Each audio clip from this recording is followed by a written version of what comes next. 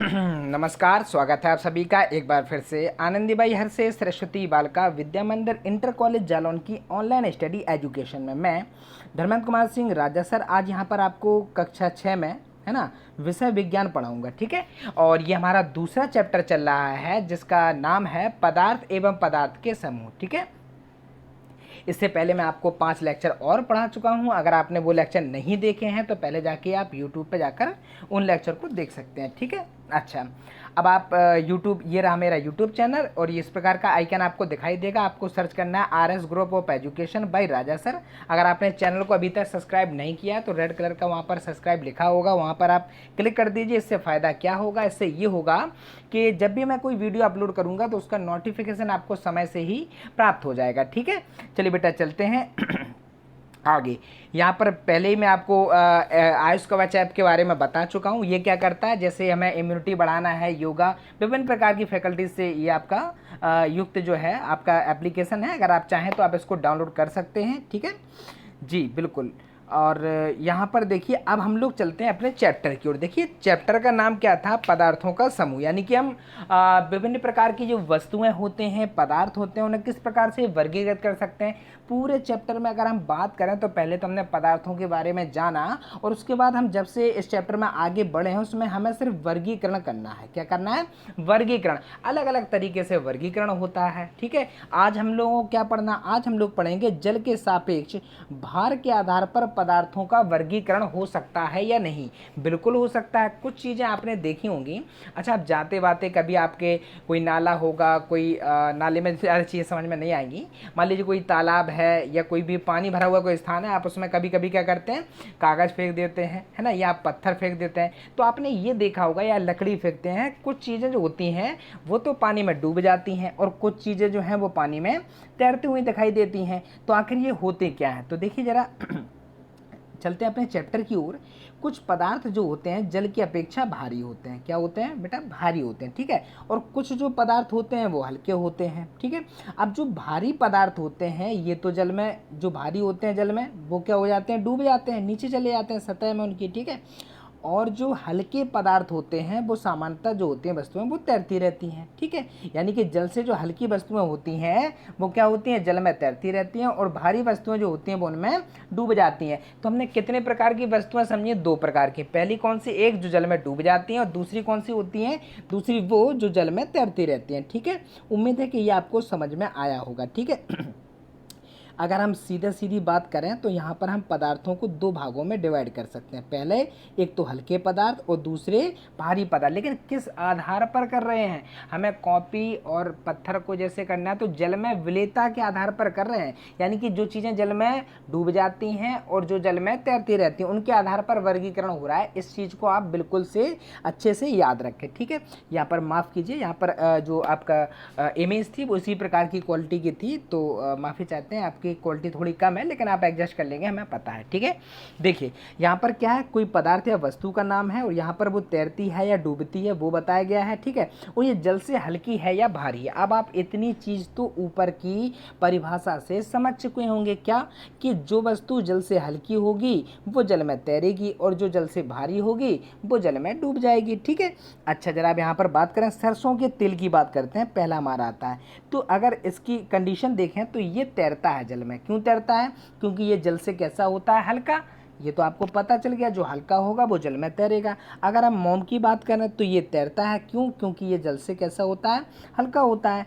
तीसरी अगर हम बात करें लोहे की कील की, तो ये जल में डूब जाती है। क्यों डूब जाती है, क्योंकि इसका जो भार होता है वो जल से कैसा होता है, ज़्यादा होता है। ठीक है, कांच की गोली की अगर बात की जाए तो ये भी डूब जाती है। क्यों डूब जाती है, क्योंकि जल से कैसी होती है, भारी।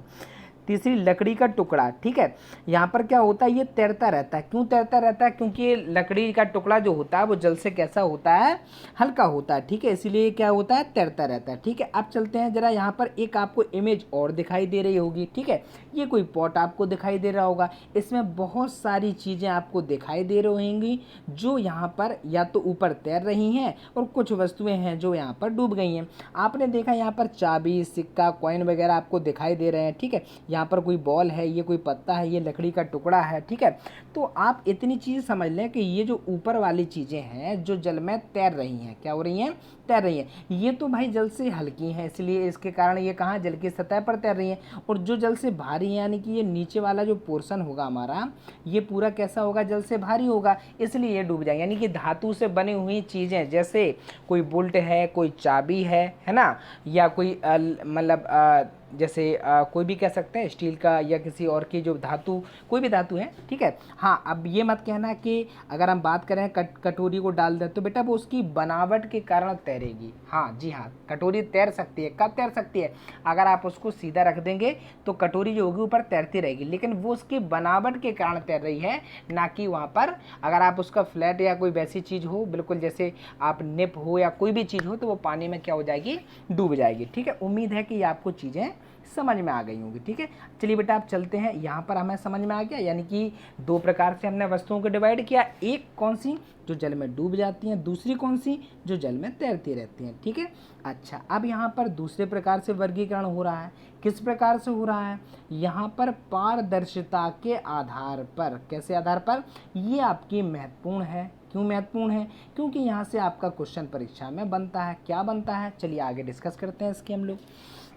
देखिए ऐसा है कि पारदर्शिता के आधार पर हम पदार्थों को पहली बात तो तीन प्रकार से डिवाइड कर सकते हैं। कितने प्रकार से कर सकते हैं, तीन प्रकार से डिवाइड कर सकते हैं। अब वो तीन प्रकार होते कौन से हैं, चलिए चर्चा करते हैं। पहला आपका होता है पारदर्शी, दूसरे आपके होते हैं अपारदर्शी, और तीसरा आपका होता है अल्प पारदर्शी या पारभासी पदार्थ। अब बोले सर ये तो हमें समझ में नहीं आए हैं, बोले ये क्या होते हैं। तो देखिए सीधी सी भाषा में ये समझ लीजिए कि ऐसे पदार्थ जिनके आर पार देखा जा सके उन्हें तो साहब हम लोग कहते हैं पारदर्शी, ठीक है। और जिन्हें आर पार नहीं देखा जाता है, जिन वस्तुओं के, उन्हें हम लोग कहते हैं अपारदर्शी। और जिनके आर पार देखा तो जा सकता है पर थोड़ा धुंधला दिखाई देता है, उन्हें हम लोग कहते हैं अल्प या पारदर्शी या पारभासी, ठीक है। चलिए जरा थोड़ी सी डिस्कशन करते हैं। यहाँ पर ये देखिए आपको एक चित्र दिखाई दे रहा है, ठीक है, लड़का है ये, बस इसके थोड़ी एक कमी है कि इसमें बाल इसके नहीं है, ठीक है, हम बना देंगे, आप ही इसको ड्राइंग कर लेना, ठीक है। अच्छा, यहाँ पर क्या करना है, देखिए यहाँ पर कोई एक लड़का है जो तीन प्रकार से आपके फोटोज़ में आपको दिखाया गया। पहला क्या है, यहाँ पर आपको देख रहा है इसका ये कोई जो हिस्सा है वो आपको नहीं दिखाई दे रहा है, यानी कि इसका चेहरे का कोई हिस्सा आपको नहीं दिखाई दे रहा है। इससे क्या साबित होता है कि ये जो चीज़ ये लड़का लिए हुए है, ठीक है, टकला है लड़का, ठीक है, हंसना मत जी हम ही हंसी आ रही है। तो यहाँ पर ये जो चीज़ ली है ये कैसी है, अपारदर्शी है। क्यों, क्योंकि इसके आर पार नहीं देखा जा सकता है। देखा जा सकता है तो हम इस लड़के को यहाँ से देख रहे होते हैं, यानी कि इसके ये लड़का दिखाई दे रहा होता है, ठीक है। अब जरा दूसरे डायग्राम पे आप गौर करें, यहाँ पर लड़का दिखाई तो दे रहा है यहाँ के, यानी कि ये जो हिस्सा है लड़के का ये तो दिखाई दे रहा है, बट ये थोड़ा धुंधला दिखाई दे रहा है, तो ये साहब होगा आपका अल्प पारदर्शी यानी कि पारभासी, ठीक। तीसरी कंडीशन में अगर हम देखें तो जैसा यहाँ दिखाई दे रहा है वैसा यहाँ भी दिखाई दे रहा है, यानी कि ये जो पदार्थ यानी कि जो लिए हुए लड़का, ये क्या है तीसरी कंडीशन में, ये पारदर्शी, इसके आर पार दिखाई दे रहा है, इसके आर पार दिखाई नहीं दे रहा है, उसके आर पार दिखाई तो दे रहा है पर हल्का हल्का दिखाई दे रहा है, ठीक है। चलिए आगे डिस्कस करते हैं इसके बारे में। अब छोटी सी एक इमेज, ये आपको बहुत अच्छी लग रही होगी इमेज, क्योंकि जब भी आप किसी शॉप पर जाते हैं तो आप तुरंत कहते हैं कि पापा हमको ये चाहिए, ठीक है ना। अब ये चाहिए क्या होता है, इसके लाभ क्या होता है। देखिए ऐसा है कि जो दुकानदार होता है बहुत सारी चीज़ें रखे रहता है, ठीक है। जब वो बहुत सारी चीज़ों को रखे रहता है, मान लीजिए कि ये डिब्बे जो हैं या तो वो प्लास्टिक के होंगे या वो कांच के होंगे। देखिए प्लास्टिक भी दो प्रकार से होती है। एक प्लास्टिक, मान लीजिए आपके घर में कोई कुर्सी है, ठीक है, तो उसके आर पार तो हमें दिखाई नहीं देगा। तो प्लास्टिक में दो प्रकार है, एक जो पारदर्शी रूप से बनाई जाती है और दूसरी जो अपारदर्शी बनाई जाती है। मान लीजिए आप टेबल कोई रखी है प्लास्टिक की, तो उसके आर पार दिखाई नहीं दे रहा होगा आपको, ठीक है, क्योंकि वो कैसी बनावट है उसकी, उसको अपारदर्शी तरीके से बनाया गया, ठीक है। तो यहाँ पर प्लास्टिक के ये देखिए डिब्बे होते हैं और कुछ कांच के भी होते हैं, ठीक है। अब यहाँ पर आप इनका लाभ क्या है, अगर मान लीजिए यहाँ पर कोई भी डिब्बा जो है वो पारदर्शी नहीं लेते हैं, मान लीजिए हम स्टील के बर्तनों में यहाँ पर रख देते हैं, अब दुकानदार को होगी दिक्कत। क्या दिक्कत होगी, और आपको भी समझने में दिक्कत ये होगी कि हम कौन सी चीज़ लेनी है। अब कई चीज़ें तो ऐसी होती हैं कि जब आप उनको देखते हैं तब आपको याद होता है कि हाँ पापा ये दिलवा दीजिए हमको, ठीक है ना। तो यहाँ पर यही लाभ होते हैं पारदर्शी कि आप बाहर से ही चीज़ों को देख सकते हैं, और ये अगर आप बंद भी रहती हैं, ठीक है ना, तो यहाँ पर इनकी सिक्योरिटी भी अच्छी रहती है। अब यहाँ पर करना क्या है, बहुत सारी चीज़ें रखी हैं, ठीक है, तो आपको दिखाई दे रही है कैसी है, पारदर्शी। इससे क्या लाभ होता है, दुकानदार को आसानी होती है कि इस डिब्बे में ये रखा है और इसमें ये रखा है, तो इसलिए आपको देखा होगा ये पारदर्शी डिब्बे आपके आते हैं, ठीक है। चलिए चलते हैं हम अपने डेफिनेशन की ओर। देखिए पारदर्शी वस्तुएं कौन सी होती हैं, हमने ऊपर आपको समझा दिया है। क्या होते हैं, वे पदार्थ जिनके आर पार देखा जा सकता है, असल में उनको कहा जाता है पारदर्शी पदार्थ। सीधी सीधी परिभाषा है, बहुत अच्छे से हम ले उसको याद कर लेंगे। क्या है परिभाषा, वे पदार्थ जिनके आर पार देखा जा सकता है उन्हें कहा जाता है पारदर्शी पदार्थ। अब बोले सर ये होते कौन कौन से हैं, हमको तो नहीं पता है, चलिए हम बताते हैं। देखिए कांच हो गया, ठीक है, ये पारदर्शी होता है, ठीक है, जल हो गया, ठीक है, वायु हो गए, है ना, वायु जो हमारे आसपास है, आपको पता ही वायु हर जगह है, लेकिन फिर भी हम एक दूसरे को देख रहे हैं, यानी कि हमारे बीच में तो वायु है पर वो पारदर्शी इसलिए हम एक दूसरे को देख पा रहे हैं, ठीक है। उसके बाद क्या है, प्लास्टिक है, कुछ प्रकार हमने क्या कहा, कुछ प्लास्टिक, यानी कि कुछ प्लास्टिक दो कैटेगरी में बटी होती हैं। पहली कैटेगरी क्या होती है कि एक तो वो होती हैं जिनके आर पार देखा जा सकता है, दूसरी कैटेगरी कौन सी, जिनके आर पार नहीं देखा जा सकता। तो प्लास्टिक दो तरीके की होती हैं, ठीक है। अच्छा क्लियर होगी बात। हाँ यहाँ पर थोड़ा ध्यान दें आप लोग, क्या ध्यान दें, जो कांच के बारे में हम बता रहे हैं बेटा, वो कांच जो आपने देखा होगा, आप सुबह जब उठते हैं तो अपना सुंदर सा मुखड़ा देखते हैं, ठीक है ना, उस मुखड़ा जो होता है उसको बेटा हम लोग कहते हैं दर्पण, ठीक है। दर्पण क्यों कहते हैं, क्योंकि कांच तो होता है वो, लेकिन उसके एक तरफ पेंट पोता होता है, इसलिए वो हमें इमेज जो होती है हमारी दिखाई देती है। अगर वो पीछे से लेप जो उसके लगा होता है दर्पण के कभी टूटा होगा तो आपने देखा होगा, या तो क्या बोलते हैं उसको, हरे कलर में यानी कि ग्रीन कलर में होगा या रेड कलर में, उस पर लेप पोते होते हैं, ठीक है। वो इसी प्रकार से वो दर्पण हमें दिखाई देता है, यानी कि दर्पण के आर पार नहीं देख पाते हम लोग, है ना। और कांच की बात हो रही है यहाँ पर, जैसे कोई आप शॉप में देखे होंगे, बहुत सारी दुकानों में खिड़कियाँ लगी होती हैं, उनकी बात यहाँ पर की जा रही है, ठीक है। चलिए बेटा, अपारदर्शी क्या होते हैं, वे पदार्थ जिनके आर पार नहीं देखा जा सकता उन्हें कहा जाता है बेटा अपारदर्शी पदार्थ। क्या कहा जाता है, अपारदर्शी पदार्थ। बोले सर अब ये तो समझ में आ गया, हमको आ गया ना, क्योंकि पारदर्शी आपने समझ लिया, अब आप अपारदर्शी बहुत आसानी से समझ चुके होंगे, ठीक है। उदाहरण क्या है इनके, जैसे लकड़ी ले लीजिए आप, ठीक है, कागज ले लीजिए, ठीक है, कुछ प्लास्टिक, यहाँ पर ध्यान दें, यहाँ पर भी हमने प्लास्टिक बताए, यहाँ पे बताया, लेकिन कुछ यानी कि कुछ जो होते हैं वो पारदर्शी होते हैं और कुछ जो होते हैं वो अपारदर्शी होते हैं, ठीक है। अब चलते हैं बेटा अल्प पारदर्शी पदार्थों की ओर। अब या पारभासी भी इनको कहा जाता है, किसी भी नाम से आपसे परीक्षा में क्वेश्चन पूछा जा सकता है, ठीक है। अच्छा अब ये होते क्या है, तो वे पदार्थ जिनके आर पार धुंधला दिखता है या आंशिक रूप से दिखता है, आंशिक का मतलब होता है थोड़ा थोड़ा हमको दिखाई देता है, ठीक है ना, उन्हें हम लोग क्या कहते हैं, अल्प पारदर्शी या पारभासी पदार्थ उनको कहते हैं, ठीक है। अच्छा अब ये होते क्या हैं, इनके एग्जाम्पल हमको जरूर याद रखने हैं, ठीक है।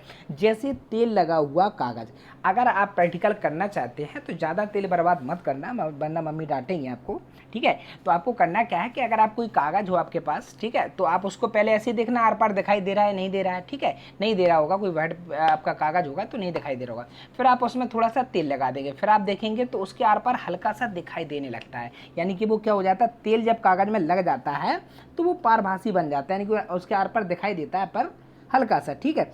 पेंट लगा हुआ जो कागज है तुम्हारा, तेल लगा हुआ कागज या पेंट लगा हुआ कागज, ये दोनों भी कैटेगरी जो हैं वो आपको पारभासी कैटेगरी की होती हैं, ठीक है। या मान लीजिए कोई हल्का, वैसे एक कपड़ा जो होता है वो आपका अपारदर्शी होता है, लेकिन मान लीजिए बहुत हल्का कपड़ा है, ठीक है, तो उसके आर पार हल्का हमको दिखाई देता है, ठीक है। अब यहाँ पर एक प्रयोग है, क्या प्रयोग है, बहुत अच्छा प्रयोग है, उम्मीद है कि ज़्यादातर बच्चों ने ये प्रयोग किया होगा, हालांकि अब कम किया होगा, पहले के बच्चे ज़्यादा करते थे। बोले सर ऐसा कैसे, अब क्या हो गया, देखिए ऐसा है कि अब टॉर्च जो हैं वो कम चलती हैं, ठीक है, मोबाइल में फ्लैश जलता है, ठीक है। पहले क्या होती थी, टॉर्चें होती थी लंबी लंबी जिनमें सेल डला करते थे, उनमें क्या होती उनकी जो क्षमता होती ज़्यादा होती है, हालांकि अब वो क्यों किए जाते थे, क्योंकि लाइट उस समय कम आती थी, तो इस कारण हम लोग क्या करते, टॉर्च का प्रयोग करते थे वस्तुओं को देखने के लिए। आपको अब तो पता है कि स्ट्रीट लाइट हैं आपकी जगह जगह चौराहे पर लगी हुई हैं, या खेत में अभी भी जो किसान हैं ग्रामीण क्षेत्र वाले हैं वो अभी भी टॉर्च का प्रयोग करते हैं, क्योंकि लंबी दूरी तक उन्हें देखना होता था, है ना, कहीं कोई कीड़ा पतीड़ा तो नहीं है, ठीक है, इस प्रकार की चीज़ों के लिए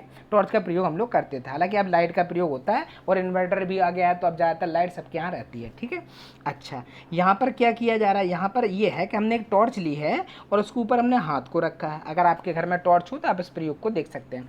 जब आप इस प्रयोग को देखते हैं तो क्या देखते हैं, देखिए ऐसा है कि जब आप हाथ को लगाते हैं, ये क्वेश्चन आपके लिए होगा। ठीक है, अगर आपको समझ में आता है तो आप इसको कॉपी में मेंशन करना कि ये पारदर्शी होता है या अपारदर्शी। ठीक है, तो क्या होता है, पहले अंधेरे में आप जाएं, ठीक है, और कहीं वैसे कमरे में मत जाना, अंधेरे में कोई जो ही कमरा हो लाइट ऑफ करके फिर आपको प्रैक्टिकल करना है। ठीक है, नहीं कहीं अंधेरे में निकल जाएं आप लोग। ठीक है, हाँ पहले क्या है, आपको यहाँ पर क्या करना है कि जो अंधेरे में कोई कमरा या अंधेरे वाला कोई स्थान है वहाँ पर जाएं और टॉर्च को आप हाथ पे रखें और आप जला दें टॉर्च को। ठीक है, हाथ से मतलब टॉर्च का जो फ्लैश है उसको दबा लें, उसके बाद उसको जला दें। फिर आप क्या देखें कि दूसरी तरफ प्रकाश आ रहा है या नहीं आ रहा है, और अगर आ रहा है तो कितना आ रहा है। तो ये क्वेश्चन आपके लिए यहाँ पर होमवर्क के लिए होगा कि क्या हाथ जो होता है यानी कि टॉर्च का प्रकाश हथेली से गुजरता है या नहीं गुजरता है या तो फिर अगर देखिए अगर वो गुजर जाएगा तो वो पारदर्शी हो जाएगा, नहीं गुजरेगा तो क्या होगा, अपारदर्शी, और अगर बहुत अल्प मात्रा में गुजरेगा तो पारभासी होगा। तो यहाँ पर एक क्वेश्चन आपके लिए बनता है, ये आपका होमवर्क होगा कि यहाँ पर ये पारदर्शी होगा, अपारदर्शी होगा या पारभासी होगा, ये आपको मेंशन करना है। ठीक है जी, यहाँ पर मैंने एक इमेज दी है। देखिए आपको पता है कि कोरोना वायरस जो चल रहा है उसके लिए हमारे जो योद्धा हैं, जैसे डॉक्टर हैं, है ना, पुलिस हो गई, या जो हमारे कर्मचारी नर्सेस हैं, या जो भी इनकी दवाई बना रहे हैं, ठीक है, सफाई कर्मचारी हैं, तो इनके लिए देखिए एक सैल्यूट तो बनता है। क्या सैल्यूट बनता है, अगर हम देखिए हम तो खोज नहीं सकते दवाई क्योंकि हमें इतना ज़्यादा नहीं पता है, तो हम अगर आप क्या करते हैं, आप इनका सम्मान भी करते हैं। ठीक है, आप इनको जो भी है, आप जब भी कहीं मिलें तो आप इनका सम्मान करें, सम्मान से ही आपको सम्मान प्राप्त होता है, ये तो आपने सीखा ही होगा। तो आप इनको सम्मान बिल्कुल दें। क्यों दें, क्योंकि ये वो हैं जो कोरोना और हमारे बीच में खड़े हुए हैं। यानी कि अगर कोरोना कोविड-19 है तो उसके बीच में डॉक्टर जो हैं वो बहुत अहम भूमिका, पुलिस वाले हैं बेचारे दिन दिन रात जो हैं वो ड्यूटी करते हैं, कोई ऑफ नहीं रहता है इनका। ठीक है, तो इस प्रकार से आप जब कहीं भी मिलें तो आप सम्मान की दृष्टि से इनको देखें, या आप सम्मान भी दे सकते हैं। ठीक है, देने का मतलब क्या है, ठीक है, यहाँ पर क्या है, मतलब कि विभिन्न प्रकार की आप स्टेटस भी इनके लगा सकते हैं अगर आप व्हाट्सएप चलाते हैं। मतलब सीधी बात है, आप सम्मान इनका करना चाहिए जो हमारी हेल्प कर रहे हैं। ठीक है, धन्यवाद। इसी के साथ मैं अपने लेक्चर को समाप्त करता हूँ। अगर आपको वीडियो पसंद आई है तो वीडियो को लाइक कर दीजिए और चैनल को सब्सक्राइब कर दीजिए। धन्यवाद।